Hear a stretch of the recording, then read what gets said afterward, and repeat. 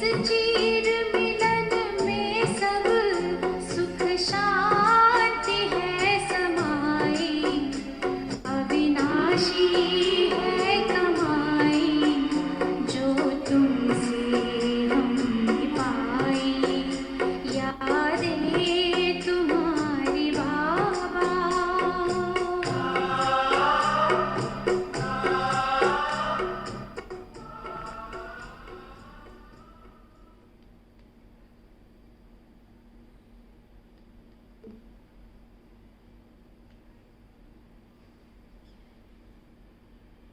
ओम शांति। आज 31 जुलाई 2021 के बाप दादा के मधुर महावाक्य सुनेंगे।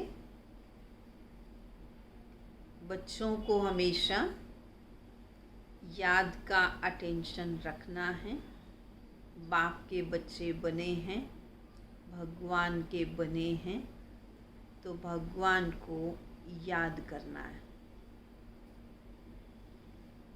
शिव बाबा ये जानते हैं कि बच्चों को अपने कर्मों को श्रेष्ठ बनाना है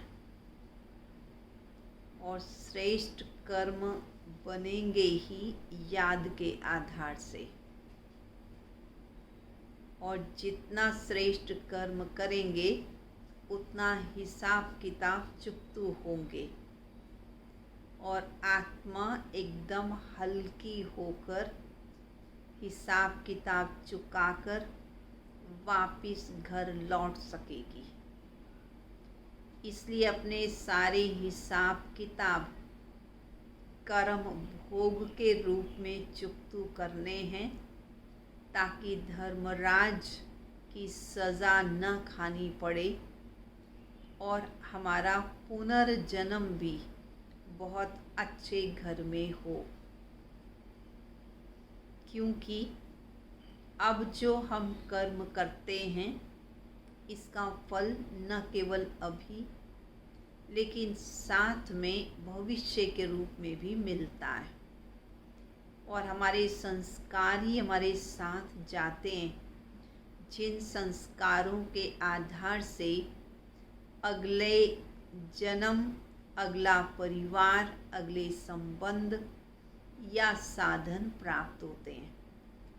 इसीलिए श्रेष्ठ कर्म करने का आधार बाबा की, भगवान की याद है। तो इसलिए याद ज़रूर करना है। मीठे बच्चे, तुम्हें नशा होना चाहिए कि हमारा बाबा आया है हमें विश्व का मालिक बनाने। हम उनके सम्मुख बैठे हैं, बाबा आए हैं हमें विश्व का मालिक बनाने, और हम उनके सम्मुख फेस टू फेस बैठे हैं, बाबा के महावाक्य सुन रहे हैं। तो बहुत खुशी भी होनी चाहिए और नशा भी चढ़ना चाहिए। प्रश्न है, कर्मों की गुह्य गति को जानने वाले कौन सा पुरुषार्थ ज़रूर करेंगे? कौन सा पुरुषार्थ ज़रूर करेंगे वे बच्चे जिन्होंने कर्मों की गुह्य गति को समझ लिया, जान लिया। वो याद में रहने का पुरुषार्थ ज़रूर करेंगे, क्योंकि उन्हें पता है याद से पुराने हिसाब किताब जुक्तु होने हैं। वे जानते हैं कि आत्मा अगर पुराने हिसाब किताब कर्म भोग चुकतू नहीं करेगी तो उसे सजाएं खानी पड़ेंगी और पद भी भ्रष्ट हो जाएगा। पुनर्जन्म भी ऐसा ही होगा। तो इसलिए बच्चे याद का पुरुषार्थ ज़रूर करेंगे। तो आप सभी भी ये पुरुषार्थ अच्छी रीति अटेंशन से कर रहे होंगे। ओम शांति। बच्चों को अपार खुशी का पारा चढ़ता है जब देखते हो बाप दादा सम्मुख आए हैं। भगवान को अपने सामने पाकर के नशा चढ़ जाता है। और ये भी बच्चे जानते हैं कि 5000 वर्ष बाद फिर से शिव बाबा ब्रह्मा तन में आए हुए हैं। क्या करने आए हैं? बच्चों को ये नशा चढ़ा हुआ है। सब बच्चे जानते हैं कि स्वर्ग का मालिक बनाने बाप आए हुए हैं। हमको लायक बना रहे हैं। हमको तमो प्रधान से सतो प्रधान बनने की युक्तियाँ बार बार बता रहे हैं। युक्ति है तो बहुत सहज, बिल्कुल सहज याद बच्चों को सिखलाते हैं।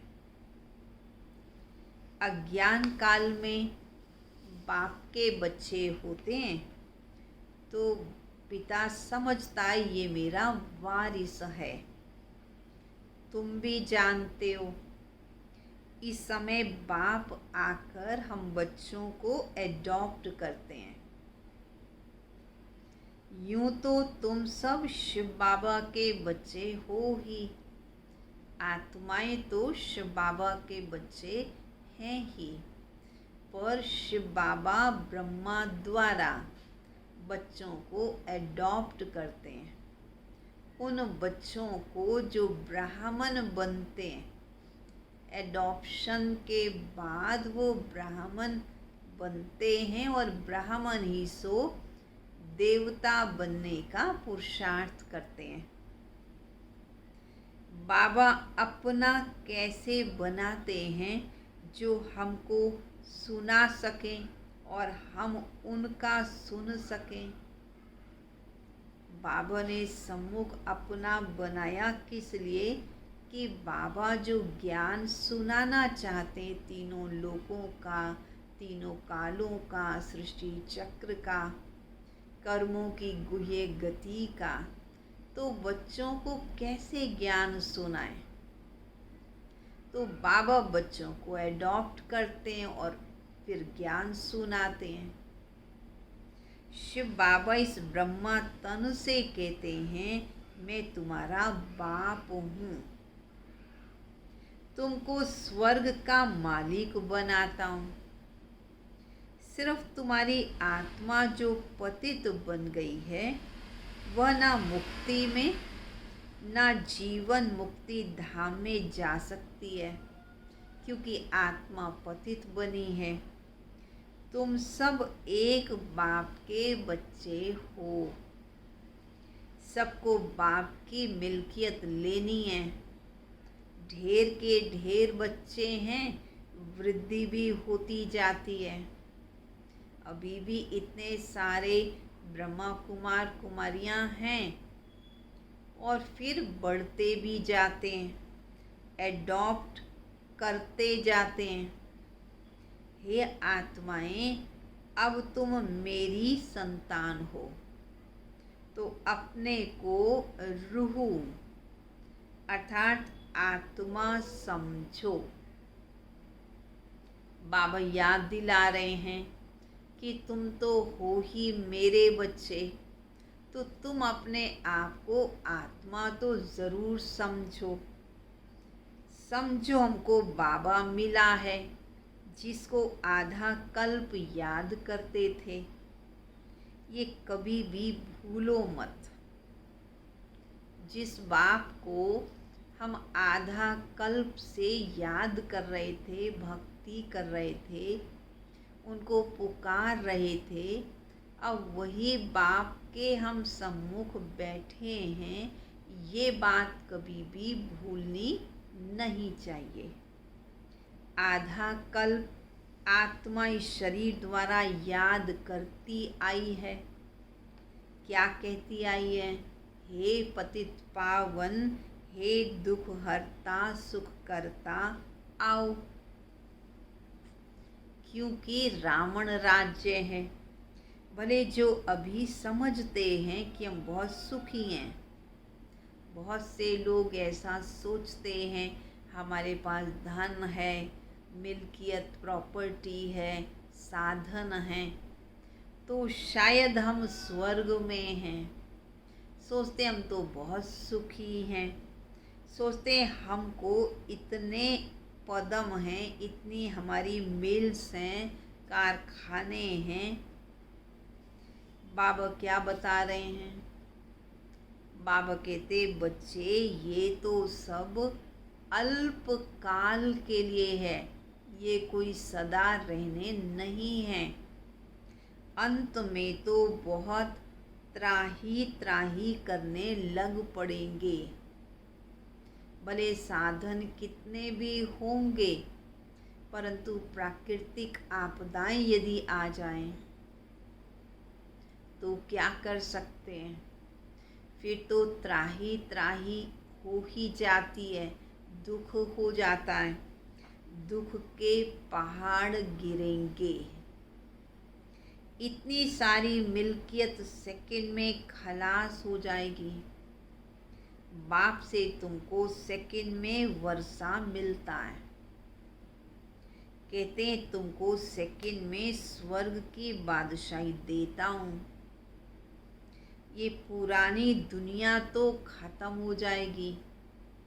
बाबा कहते मैं तुम्हें एक सेकंड में स्वर्ग की बादशाही देता हूँ, बाकी पुरानी दुनिया तो खत्म हो जाएगी। लड़ाइयाँ लगेंगी, नेचुरल कैलेमिटीज़ भी होंगी, क्योंकि इस पुरानी दुनिया की सफाई भी तो चाहिए ना। तो सफाई के लिए ये प्राकृतिक आपदाएं मदद करती हैं। तुम्हारी आत्मा भी अब पवित्र बन रही है। बाप दादा दोनों समझ सकते हैं। बच्चे कितनी मेहनत करते हैं। बाप से वर्षा पाने की मेहनत बिल्कुल थोड़ी सी है, ज़्यादा मेहनत नहीं है बाबा से इतना बेहद का वर्षा लेने के लिए। अपने को आत्मा समझ और बाप को याद करो, बस यही तो करना है। वह रूहानी बाप है निराकार। हम आत्माएं उनको बुलाते हैं। बाप कहते तुम्हारी आत्मा जो पतित है वो पावन कैसे बने? पतित पावन तो एक बाप है। पानी की नदी पतित पावनी यदि है, फिर तो झट से जाए, वहाँ पर गोता खाकर आ जाना चाहिए। अगर गंगा में स्नान करने से पावन बन सकते हैं, फिर तो पाप कर्मों की भी चिंता नहीं करनी चाहिए। साल में 6 महीने में एक बार जाएं, डुबकी लगाएं, पावन बन के आ जाएं। परंतु ऐसा होता नहीं है। पानी से कभी भी आत्मा की मैल, आत्मा के पाप साफ नहीं हो सकते हैं।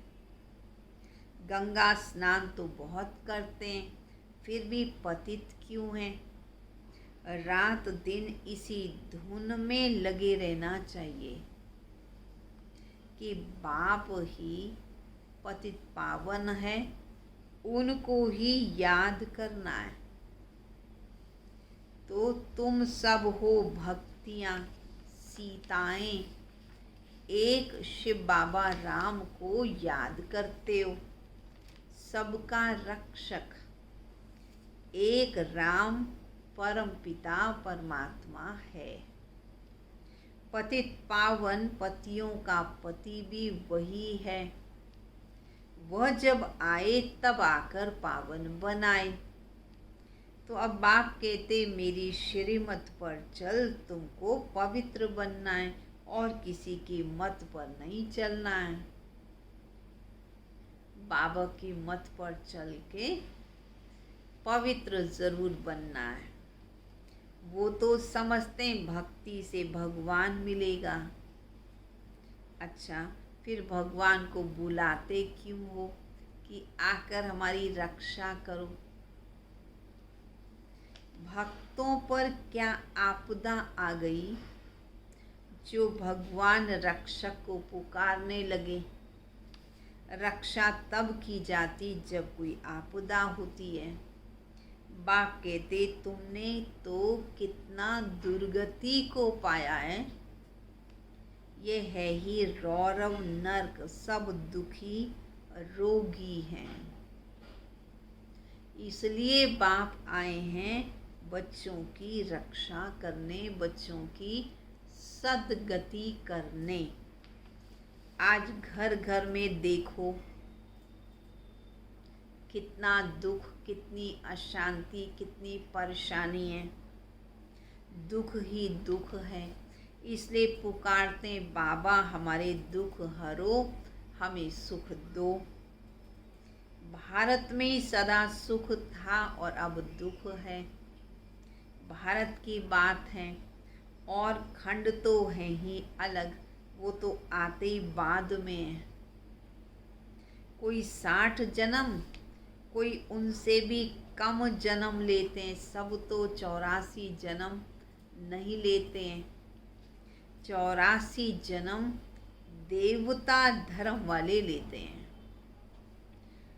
तो इस हिसाब से आधा कल्प के बाद जो आएंगे उनको 84 से आधे जन्म लेने पड़ेंगे, अर्थात 42 जन्म लेने होंगे। ऐसे नहीं 84 का चक्कर खाते हैं। ऐसा भी नहीं है कि सब पूरे 84 जन्म लेते हैं। जो देवता धर्म की आत्माएं उसमें भी नंबरवार हैं। किसी के 2-4 जन्म कम होंगे। बाकी जो द्वापर युग में आत्माएं आई उनके तो काफ़ी जन्म कम हो जाते, क्योंकि आधा टाइम तो बीत चुका होता है, तब वो आते हैं इस सृष्टि पर।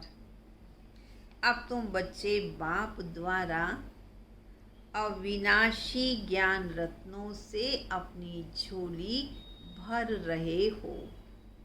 तो सबकी झोली भर रही है। कौन सी झोली? बुद्धि की झोली। रतन तो बहुत वैल्यूबल हैं। बाप समझाते भी बहुत सहज हैं। बाप कहते तुम बुलाते आए हो। क्या कहते आए हो? हे पतित पावन, आकर हमें पावन बनाओ। तो तुमने बुलाया, तो बाबा कहते अब बाप आए हैं, मैं आया हूँ। अब तुम समझते हो हम पावन बनेंगे तो स्वर्ग के मालिक बनेंगे। शिव बाबा हमको पत्थर बुद्धि से पारस बुद्धि, पत्थर नाथ से पारस नाथ बनाने आए हैं। पतित पावन बाप आते हैं एक बार, केवल एक बार संगम युग पर। भक्ति तो करते हैं और भक्ति में भगवान पर बलि चढ़ते हैं। यहाँ तो बाबा बच्चों को ऐसा कभी नहीं कहते कि तुम अपना गला काट दो तो भगवान खुश हो जाएगा। नहीं, भक्ति मार्ग में अनेक प्रकार से क्या क्या करते आए हैं। पहले देवियों पर मनुष्य की बलि चढ़ाते थे, फिर बकरे की चढ़ाने लगे। बाप कहते तुम तो कितने सुधरे हुए थे, देवता थे, अब तो तुम कितने पत्थर बुद्धि बन गए हो, क्या क्या करते रहते हो, तब भी कुछ प्राप्ति तो तुम्हें होती नहीं है। तुमको स्वर्ग की बादशाही मैंने दी थी, तुम्हारे पास थी, कहाँ चली गई? बाबा ही साफ पूछ रहे हैं कि जो मैंने तुम्हें स्वर्ग की बादशाही दी थी वो कहाँ चली गई? कितने सोने हीरे जवाहरातों के महल थे, अथाह धन था, क्या किया उसका आपने? अब तो तुम कितने दुखी हो गए हो। तुम तो असल में देवी देवता धर्म के थे ना, तुम तो बहुत सुखी थे। अब सिर्फ क्या हो गया? तुम सतो से रजो तमो में आकर पहुँचे हो। तुम तो देवता धर्म के थे, फिर तुम अभी अपने को हिंदू क्यों कहलाते हो? किसी को पता ही नहीं कि वही जो देवी देवता धर्म की आत्माएं थी, पुनर्जन्म लेते लेते जब उनमें पवित्रता की ताकत खत्म हो गई, अपवित्रता प्रारंभ हो गई द्वापर युग से, तब अपने आप को देवता कहलाने में संकोच होने लगा। इसलिए उस समय हिंदुस्तान में रहने के कारण अपने आप को हिंदू कहलाने लगे, जबकि हिंदू तो कोई धर्म ही नहीं है, धर्म तो देवी देवता धर्म था। बरोबर हम संपूर्ण निर्विकारी थे, अभी तो कितने विकारी बन गए हैं। 84 जन्म लेते लेते सतो से तमो बने, अब तो बिल्कुल ही तमो प्रधान पतित हैं। सतयुग से कलयुग जरूर आना है। सब धर्मों को सतो रजो तमो में आना है, वृद्धि को पाना है। झाड़ में देखो अंत में ये ब्रह्मा खड़ा है। झाड़ के ऊपर चोटी में ब्रह्मा ही 84 जन्म ले फिर जाकर के अंत में खड़े हैं। तो कल्प वृक्ष में ब्रह्मा को जड़ों में भी दिखाया है, वहाँ बैठे हैं, और बिल्कुल कलयुग के अंत में दिखाया खड़े हुए। वही ब्रह्मा की आत्मा पुनर्जन्म लेती रहती है और अंत में फिर आकर के बाप से राजयोग सीख फिर पुरुषार्थ करके देवता बनती है। तुम भी जो नीचे ब्राह्मण बैठे हो कल्प वृक्ष में देखो, ब्रह्मा बाबा, मम्मा, दादियाँ और हम सभी बच्चे भी बैठे हैं। वही फिर अंत में पतित शूद्र बने, फिर नीचे राजयोग सीख रहे हो। तुम भी शूद्र थे, परंतु अब क्या बन गए? अब शूद्र नहीं हैं, अब तो तुम ब्राह्मण बने हो।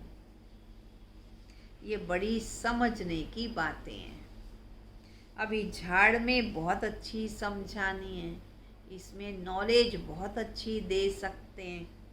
अभी तुम राजयोग की तपस्या कर रहे हो, तुम्हारा ही यादगार खड़ा है। कहाँ पर यादगार है तुम्हारा? दिलवाड़ा मंदिर में। बाबा कहते तुम चैतन्य दिलवाड़ा मंदिर में हो। ये मधुबन पांडव भवन क्या है? चैतन्य दिलवाड़ा मंदिर। यहाँ बैठ कर के बच्चे तपस्या कर रहे हैं, आँख खोल कर के अटेंशन से बैठे हैं, महावीर बन रहे हैं। हर हाल में अपने आप को अचल अडोल बना रहे हैं।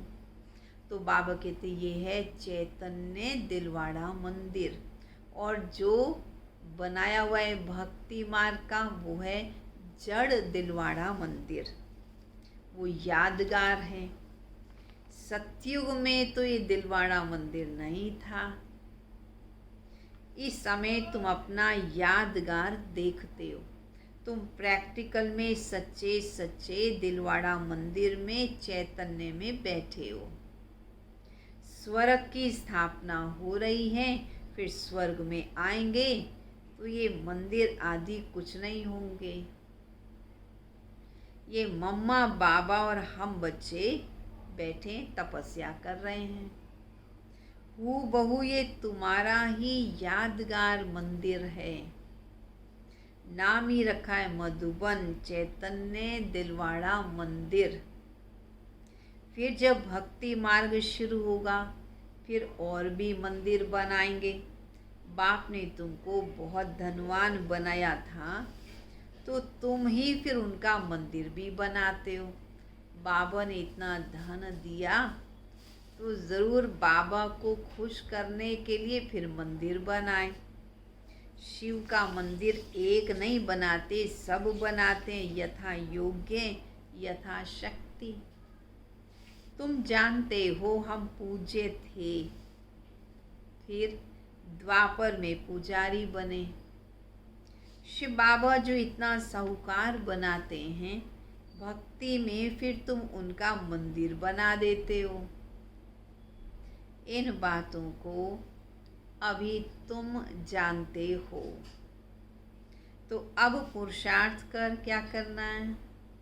पुरुषार्थ कर राजाओं का राजा बनना चाहिए।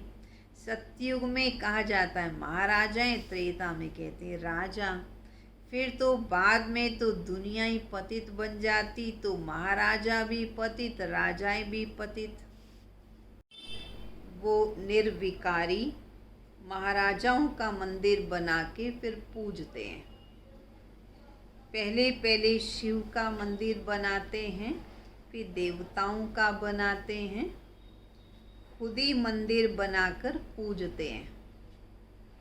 माना जो सतयुग में महाराजा महारानी थे वही पुनर्जन्म लेते लेते द्वापर युग में आए और उन्होंने ही मंदिर बनाए और पूजा शुरू कर दी। 84 जन्म तो भोगते हैं ना। आधा कल्प तुम पूजे, फिर आधा कल्प तुम पुजारी बनते हो। मनुष्य सोचते हैं भगवान ही पूज्य और पुजारी बनता है। भगवान पूज्य पुजारी नहीं, बच्चे ही पूज्य और पुजारी बनते हैं। मनुष्य तो ये भी समझते हैं कि भगवान सब कुछ आप ही देते हैं और आप ही छीन भी लेते हैं। अच्छा, जबकि उसने दिया और उसने ले लिया, फिर तुमको क्यों चिंता होती है? तुम तो ट्रस्टी हो गए, फिर रोने की क्या दरकार है?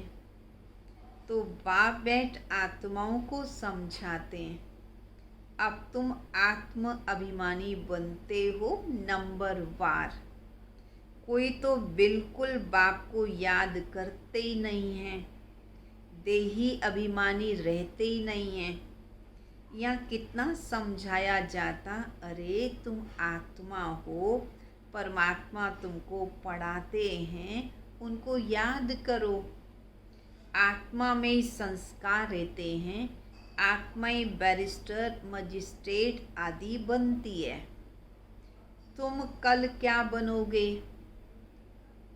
अगर आत्मा बाप को अच्छी रीति याद करती रहेगी फिर तो अमर लोक में जाकर जन्म लेगी, ऊंच पद मिलेगा। मृत्यु लोक में फिर दूसरा जन्म नहीं लेंगे। अगर अच्छी रीति याद किया तो फिर इस मृत्यु लोक में दूसरा जन्म नहीं लेंगे। और अगर कुछ हिसाब किताब रहा हुआ होगा तो सज़ा खानी पड़ेगी। कर्म भोग भोग कर चुकतू करना होगा, फिर पद भी ऊंच नहीं मिलेगा। ये कर्मों की गुह्य गति बाप बच्चों को ही बैठ समझाते हैं। ये भी बच्चे जानते हैं सतयुग है, सतो प्रधान, हर चीज़ वहाँ सतो प्रधान होती है। कहते हैं श्री कृष्ण गौएं संभालते थे। अब राजकुमार थोड़ी कोई गौओं को संभालेगा, परंतु वहाँ की गायें बड़ी फर्स्ट क्लास होती हैं। इसीलिए कह दिया वो कामधेनु गायें कृष्ण के साथ होती हैं। जगदम्बा सरस्वती भी कामधेनु हैं, सर्व की मनोकामनाओं को पूर्ण करने वाली हैं। 21 जन्मों के लिए सभी की मनोकामनाएं पूरी हो जाती हैं। तुम भी कामधेनु हो। वही नाम फिर गऊ पर रख दिया, उसे भी कामधेनु कह दिया, जो बहुत दूध देती है। राजाओं के घर में बड़ी फर्स्ट क्लास गायें होती हैं, जबकि यहाँ भी राजाओं के पास या साहूकारों के पास ऐसी अच्छी अच्छी गायें हैं। तो सोचो स्वर्ग में कितनी अच्छी, कितनी सुंदर सतो प्रधान गायें होंगी। वहाँ तो बदबू आदि बिल्कुल नहीं होती है। अब बाप बच्चों को कहते हैं, मैं आया हूँ तुमको गुलगुल बनाकर साथ ले जाऊंगा। मुझे बुलाते ही हैं, पतित पावन आओ, पतित दुनिया पतित शरीर में आओ। यह है पतित और वह है पावन फरिश्ता। भेंट की जाती है, तुलना की जाती है। तुम भी पति से ऐसे पावन फरिश्ता बनोगे। सत्युगी देवताओं को डीठी कहते हैं। सूक्ष्म वतनवासी हैं फरिश्ते, और अब तुम फरिश्ते पवित्र बनते हो। बाप कितनी सहज शिक्षा देते हैं। यहाँ जब आते हैं तो कोई भी बाहर वाले मित्र संबंधी, घर घाट, धंधा धोरी आदि याद नहीं करना है। जब बाबा के पास आ गए तो फिर धंधा धोरी आदि याद नहीं आना चाहिए। बाप के सम्मुख आए हो ना, या आए ही हो योग की कमाई करने, तो इसमें ही लग जाना चाहिए। मधुबन में आके भी मित्र संबंधियों को यदि याद करते रहेंगे या किसी न किसी धंधे में फंसे रहेंगे तो अविनाशी कमाई जमा नहीं होगी। तो मधुबन जाने का लक्ष्य तो कमाई को जमा करना है। तो इसलिए केवल याद की तरफ ही ध्यान देना चाहिए। अच्छा, मीठे मीठे सिक्किलदे बच्चों प्रति माता पिता बाप दादा का याद प्यार और गुड मॉर्निंग। रूहानी बाप की रूहानी बच्चों को नमस्ते। रूहानी बच्चों की रूहानी बाप दादा को नमस्ते नमस्ते नमस्ते। धारणा के लिए मुख्य सार। सजाओं से मुक्त होने के लिए पुराने सब हिसाब किताब योग बल से चुकतू करने हैं। ट्रस्टी होकर सब कुछ संभालना है। किसी भी बात की चिंता नहीं करनी है। आत्म अभिमानी ज़रूर बनना है। दूसरी बात, ये कमाई का समय है, इसमें धंधा दूरी आदि याद नहीं करना है। फरिश्ता बनने के लिए एक बाप की याद में रहने का पूरा पूरा पुरुषार्थ करना है। वरदान। अपने शांत स्वरूप स्टेज द्वारा शांति की किरणें फैलाने वाले मास्टर शांति सागर भाव। बच्चों को बनना है मास्टर शांति का सागर। वर्तमान समय विश्व की मेजॉरिटी आत्माओं को सबसे ज़्यादा आवश्यकता है सच्चे शांति की। अशांति के अनेक कारण दिन प्रतिदिन बढ़ रहे हैं और बढ़ते भी जाएंगे। अगर स्वयं अशांत नहीं भी होंगे तो औरों के अशांति का वायुमंडल, वातावरण शांत अवस्था में बैठने नहीं देगा। अशांति के तनाव का अनुभव बढ़ेगा।